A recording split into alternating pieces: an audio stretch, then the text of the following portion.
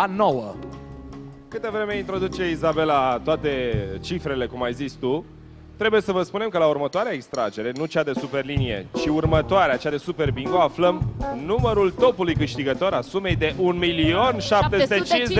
de euro. Îi dăm în seara asta! Hai să dăm start să vedem care este cifra unităților. Emoții mari și la extragerea asta, dar de 10 ori mai mari la extragerea de Super Bingo Metropolis și Bingo acum la Metropolis. Ia să vedem. Stop, Izabela, cu ajutorul tău aflăm care este cifra unităților la extragerea de Superlinie Metropolis în această seară. Așadar, suntem cu ochii pe urna care se învârte și ne anunță că cifra unităților este 8. Mulțumim mult! Sandra, introducem în urnă de la 0 la 9 toate bilele, una câte una, și după ce s-a realizat acest procedeu, vom afla care este cifra zecilor la extragerea de Superlinie Metropolis în această seară. Sunt mulți bani, dar vă repet, așa de mulți bani ca la extragerea de Super Bingo Metropolis și Bingo Acuna Metropolis de peste câteva zeci de minute nu au fost niciodată. Start! Este bine. Este bine că avem așa un record din ăsta și de fiecare dată reușim să ridicăm ștacheta, pentru că la Super Bingo Metropolis, așa cum am promis de la prima ediție, îți mai aduce aminte, Raluca? Am zis că premiile vor fi mai mari și mai mari și mai mari și mai multe. Și iată că ne-am ținut de cuvânt. Și dăm un stop să vedem care este cifra zecilor. Așadar, doamnelor și domnilor, cifra zecilor este 8.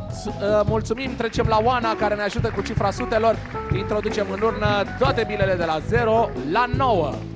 Și, dragii noștri, dacă ați ratat un mic segment din emisiunea noastră sau n-ați fost pe fază, sunați la 0219594. Colegii mei vă stau la dispoziție, vă ajută cu orice fel de nelămurire aveți și despre cum să intrați în posesia premiului. Sperăm noi cât mai mare pentru cel care sună. Le ținem pumnii tuturor, iar acum dăm start pentru a afla care este cifra sutelor.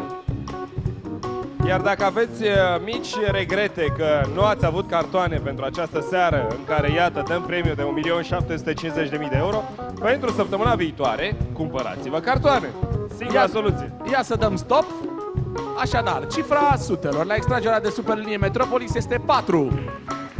Gabi, pentru cifra miilor, introducem în urnă 4 și 6. Așadar, 4 și 6, pentru că avem topuri vândute în intervalul 54.000, 27, 57.000, 23. Start!